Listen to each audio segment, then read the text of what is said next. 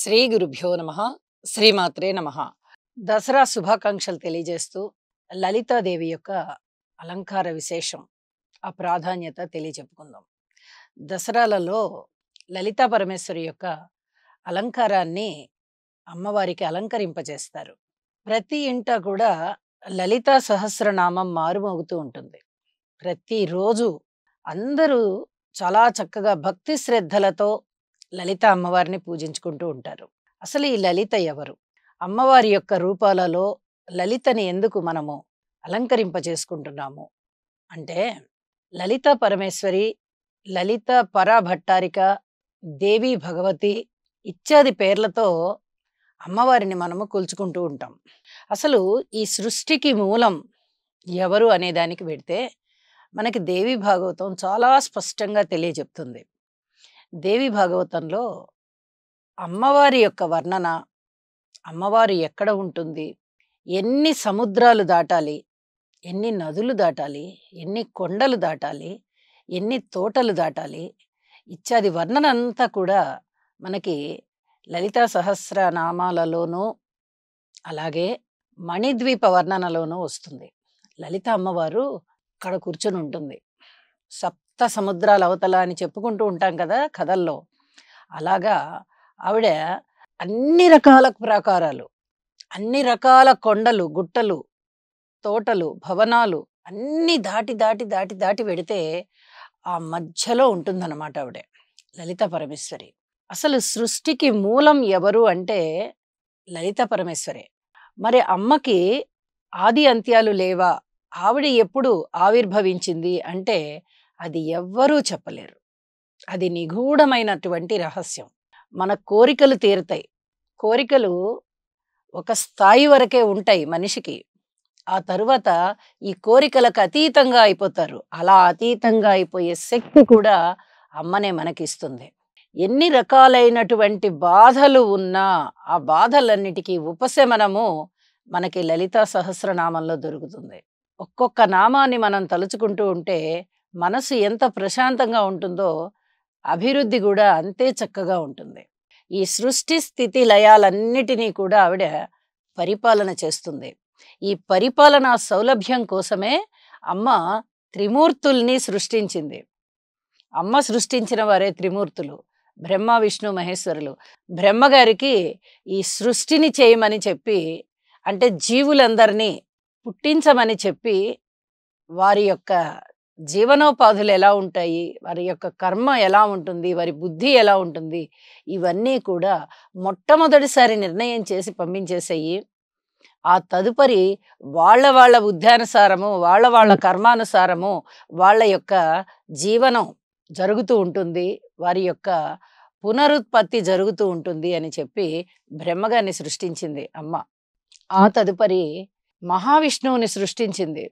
ఈ సృష్టి మొత్తాన్ని పరిపాలన చెయ్యి, స్థితి, ఈ మొత్తం సృష్టి అంతటినీ స్థితి చేయమని విష్ణుమూర్తిని సృష్టించింది.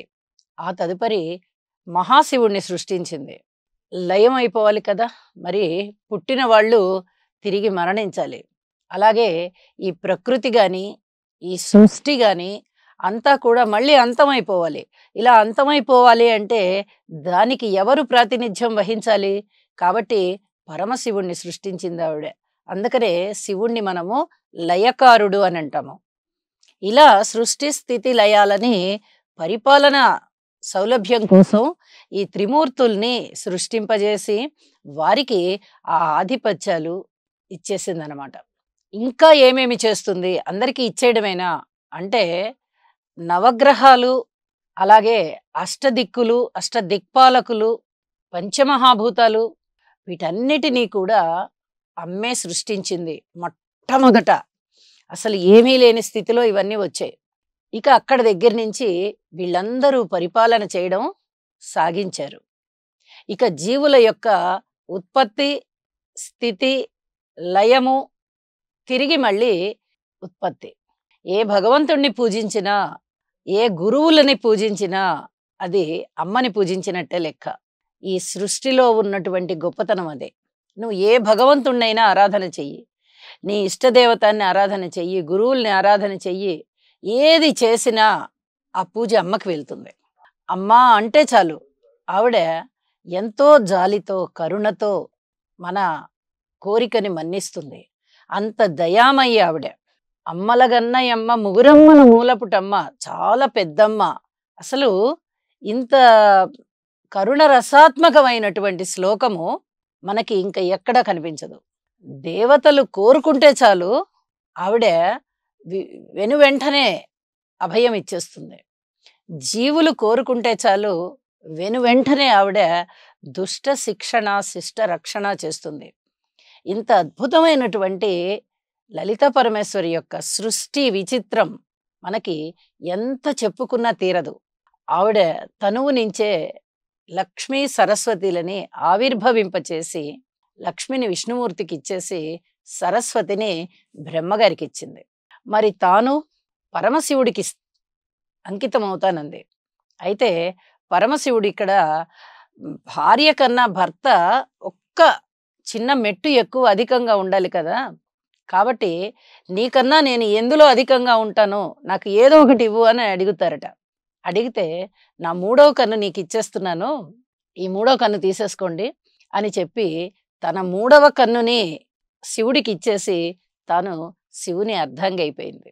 ఈ విధంగా లలితా పరమేశ్వరి యొక్క చరిత్ర ఎంత చెప్పుకున్నా తక్కువే. మరి ఇంత చరిత్రని మనము ఇంత కొద్ది సమయంలో చెప్పుకోగలమా? చెప్పుకోలేము. కాబట్టే ప్రతిరోజు మనము అమ్మవారిని స్తోత్ర పారాయణలతో పూజించుకుంటూ ఉంటాము.